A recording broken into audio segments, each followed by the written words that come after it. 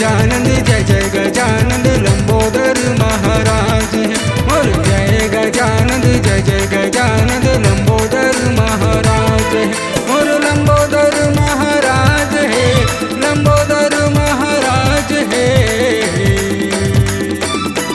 आगे भादो महीना मोरे गणपति के राज है। आगे भादो महीना मोरे गणपति के राज है।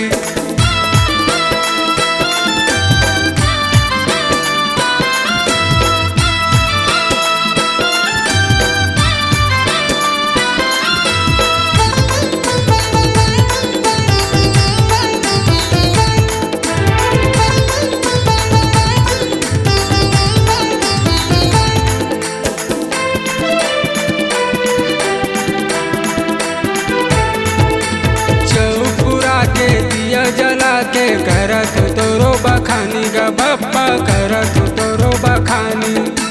जन्म जन्म के तोरे पुजारी सुन ले मोरो कहानी गा बप्पा सुन ले मोरो कहानी।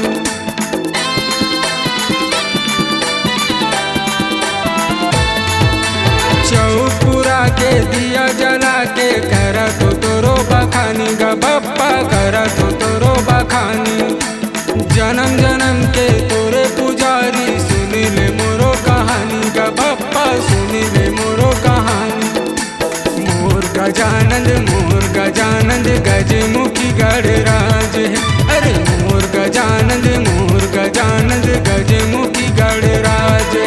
मोर गजमुखी गणराज है, गजमुखी गणराज है। आगे भादो महीना मोरे गणपति के राज है।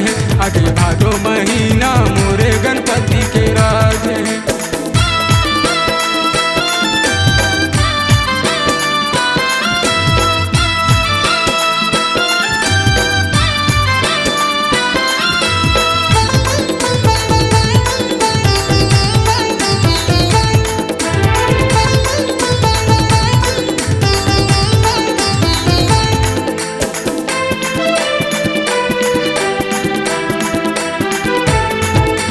मगज के लड्डू खीर पूरी संग भोग लतोला लगा हूँ गा बप्पा भोग लतोला लगा हूँ।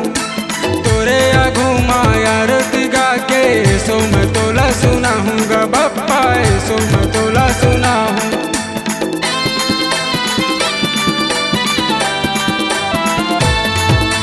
मगज के लड्डू खीर पूरी संग भोग लतोला लगा हूँ गा बप्पा भोग लतोला लगा हूँ।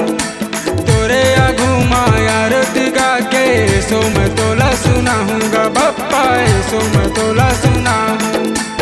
यहाँ गजानंद वहाँ गजानंद जगह जगह माँ विराज है।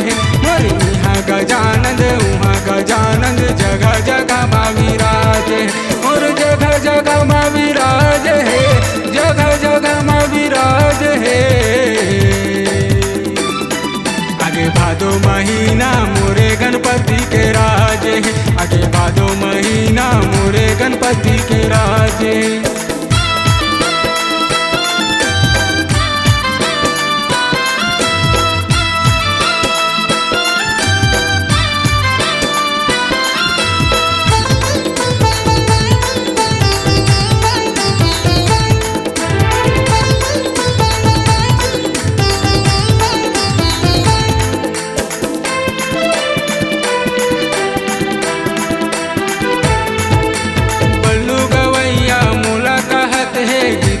तोरे मैं गाऊँगा बप्पा जसला तोरे मैं गाऊँ। तोरे नाम के जसला बप्पा सबोला मैं हाँ सुना हूँ गा बप्पा सबोला मैं हाँ सुना हूँ।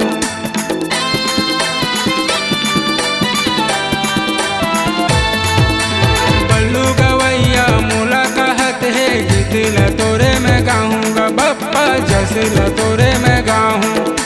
तोरे नाम के जसला बप्पा सबोला मैं हाँ सुना हूँ गा बप्पा सबोला मैं हाँ सुना हूँ। छोटे गजानंद बड़े गजानंद सब रूप माँ विराज। अरे छोटे गजानंद बड़े गजानंद सब रूप माँ विराज। मोर सब रूप माँ विराज है, सब रूप माँ विराज है।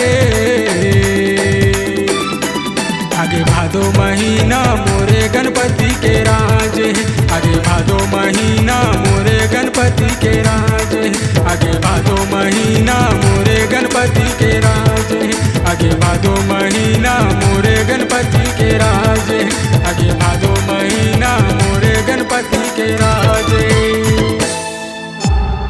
C-Log Digital Recording Studio, Cordoba.